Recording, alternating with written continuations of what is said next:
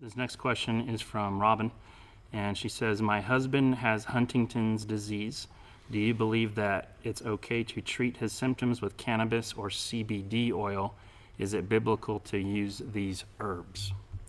I believe that CBD oil doesn't have anything, I don't know enough about it, but that's one of those things that I would be researching. I don't think it has THC in it. Do you know? I do not know.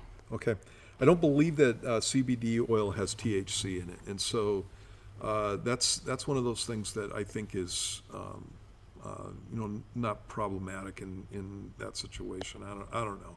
All of that stuff, anytime you start talking about marijuana and dope and those kinds of things, whether it's legal in Washington State or not, those are issues that if I were in a situation where I needed some kind of pain meds, I probably wouldn't go that direction.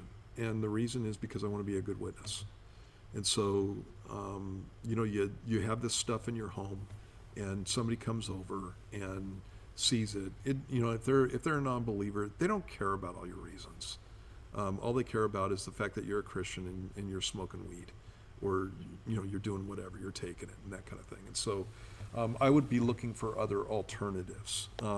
Except for, again, with the CBD oil, I believe that there's no THC in that, and most people who are involved in that kind of world would know that. But again, even with that, as a Christian, not as a pastor, but as a Christian, it's been like this since I got saved, because I came out again out of a world where all of this stuff was being done, and all the non-Christians knew that believers were not supposed to be involved with this. And, non-believers have a standard for what a Christian is supposed to be. And for the most part, for the vast majority of their opinions, they are absolutely right. And so they've got a standard in these issues, and I need to be paying attention to that because I want to be a good witness to the people who are around me. And I want people to come to Christ. And so if there's another option, then I would most likely be taking the other option. Actually, let me say it more stringently.